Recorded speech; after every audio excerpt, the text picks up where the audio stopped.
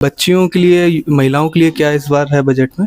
हाँ, लड़कियों के लिए बहुत अच्छा इस बजट में किया गया है। जैसे गांव की जो बच्चियां हैं वो शहर आके पढ़ नहीं पाती हैं या आती हैं तो उनके घर में अलाउ नहीं होता है कि आप किराए के घर पे लेके कमरा लेके रहिए, या नहीं कर पाती हैं, तो उसके लिए हर जिले में एक हॉस्टल की व्यवस्था की गई है, जिससे वो कम पैसे में या कम उसमें अपनी पढ़ाई पूरी कर सकती हैं व आगे अपने भविष्य को संवार सकती हैं। देखिए, बजट बड़ा संतुलित है और देखने में ये आया है, सोचने मतलब अभी इस पे बहुत ज़्यादा डेप्थ में हम लोग नहीं जा पाए हैं, क्योंकि बजट आज दोपहर में ही आया था। होता क्या है कि जो हम लोगों को पहले ही मिल गया था, पिछले साल ही बहुत कुछ मिल गया था, इस बार बड़ा संतुलित बजट है।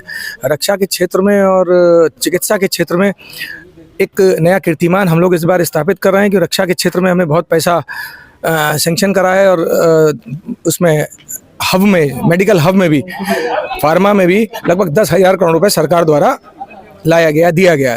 इसी प्रकार से पूरे प्रदेश में हर जिले में एक गर्ल्स हॉस्टल बनाने की बात करी गई। ये भी एक महिला नारी सशक्तिकरण के रूप में देखा जा रहा है।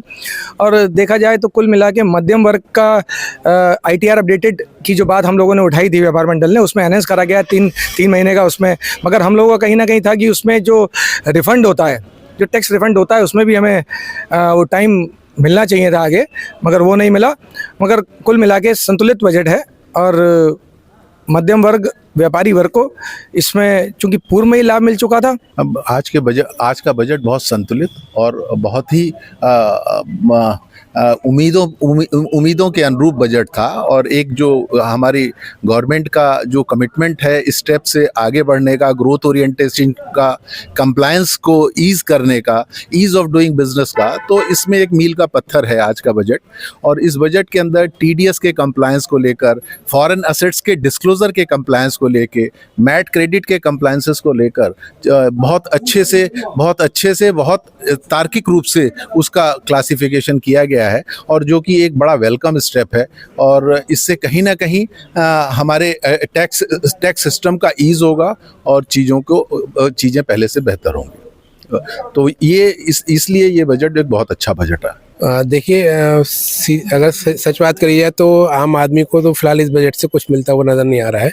जैसा कि उम्मीद कर रहे थे कि कुछ टैक्स स्लैब्स या तो गवर्नमेंट बढ़ा दे, या जैसे वेतन पे होगी जो वर्ग है, जो सैलरीड क्लास है, उसको कुछ स्टैंडर्ड एक्शन बहुत कम चल रहा है, काफ़ी टाइम से चेंज नहीं किया गया। उसकी लोगों को बहुत उम्मीद थी कि 75,000 से उसको बढ़ा के कम से कम 1 लाख 1.5 लाख कुछ करें, वो भी कुछ नहीं किया है। और एक पिछले साल LTCG को उन्होंने 1 लाख से 1.25 लाख के एग्जम्पशन लिमिट पे लेके आए थे, उस पर भी कुछ नहीं किया। तो मतलब सारे ही फ्रंट्स पे डायरेक्ट टैक्सेस को बिल्कुल भी नहीं छुआ है। छोटे मोटे फैंसी चेंजेस जरूर किए, लेकिन उससे आम आदमी को कोई फ़ायदा मिलता नज़र नहीं आ रहा है सीधे तौर पर। हाँ, सीधे तौर पर कोई फ़ायदा नज़र नहीं आ रहा है। बहुत सारी उम्मीदें थी, तो मेरा तो फर्स्ट रिएक्शन यही है कि थोड़ा सा निराश करने वाला सा बजट है। गवर्नमेंट जो पब्लिक की उम्मीदों पे खरा बिल्कुल नहीं उतरती नज़र आ रही है। हालांकि MSME को लेके हमेशा से गवर्नमेंट का फोकस काफ़ी रहा है, लेकिन साथ ही मैं ये भी कहूँगा कि अपने जो नॉर्थ के स्टेट्स हैं उस पर अभी ऐसा लगता नहीं कि फोकस है गवर्नमेंट का बिल्कुल भी, क्योंकि नॉर्थ ईस्ट स्टेट है, असम है, मणिपुर है या बिहार है, उस साइड में काफ़ी स्कीम्स दी गई हैं, जो कि UP को कोई डायरेक्ट स्कीम मेरे को अभी तक के बजट में पढ़ के नहीं मिल रही है। तो नॉर्थ पे से थोड़ा सा फोकस इस समय ऐसा लगता है हटा हुआ है। हो सकता है वो चुनाव अभी दूर हैं तो शायद गवर्नमेंट की नज़र उधर नहीं है। जिन राज्यों में चुनाव आगामी होने वाले हैं वहाँ पे नज़र ज़्यादा नज़र आती है। तो आम आदमी के लिए कुछ मिलता हुआ बहुत नज़र नहीं आ रहा है इसमें। यूनियन बजट 26 जो आया है, इसमें बेसिकली घाटा जो है ना, जो बजट घाटा है उसको काफ़ी इन्होंने रेगुलेट करने की कोशिश की है। फिर डेट टू GDP रेशो जो कम किया है आगे आने वाले सालों में, उससे भी रोजगार बहुत बढ़ेगा, क्योंकि जितने भी फंड्स हमें अधिक से अधिक मिलेंगे वो सारे के सारे एम्प्लॉय होंगे और इंसेंटिव और सब्सिडी के रूप में गवर्नमेंट इंडस्ट्री को देगी, और फार्मर्स की इनकम बढ़ाएगी और रोजगारों के भी साधन डेवलप होंगे। TCS TDS मैट के प्रोविजंस जो इनकम टैक्स में इन्होंने चेंजेस किए हैं, उसका भी एडवांटेज बिजनेसमैन को मिलेगा। धन्यवाद। देखिए, जहाँ तक हम इस बजट की बात करते हैं, तो अगर हम बरेली की बात करते हैं तो जो टेम्पल जो सिटीज़ हैं उनके इंफ्रास्ट्रक्चर के लिए गवर्नमेंट ने बजट दिया है। इस बजट के अंदर उनको काफ़ी मतलब उनका डेवलपमेंट होगा, कैपिटल इंफ्रास्ट्रक्चर बजट मिलेगा। और अगर हम अपने इंडस्ट्री की बात करते हैं तो एमएसएमई के लिए इन्होंने एक फंड क्या कहते हैं 10,000 करोड़ का हर साल बढ़ाया है, और एमएसएमई के डेवलपमेंट के लिए सर्टिफिकेट कोर्स चलाने का और एमएसएमई के नए सारे कई कोर्सेज स्टार्ट करने का, ताकि लोगों में अवेयरनेस बढ़े और देश का बहुत ज़्यादा विकास हो। और साथ ही इन्होंने एनबीएफसी को एफडीआई के दायरे में लाने का है। अगर एनबीएफसी पे एफडीआई आता है तो मार्केट में पैसा बहुत आएगा, और जो सारा पैसा एमएसएमई के लिए बटेगा, जिससे देश में डेवलपमेंट होगा।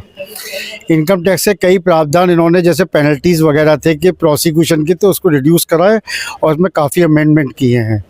इनकम टैक्स अगर हम रिटर्न्स की बात करते हैं तो इन्होंने डेट्स कुछ चेंज करी हैं। जैसे अब इन्होंने 3 स्लैब कर दिए हैं। पहले क्या होता था कि जुलाई में ही सभी लोगों को रिटर्न भरना पड़ता था, चाहे नॉन ऑडिट बिजनेसमैन थे, चाहे सैलरी क्लास थे।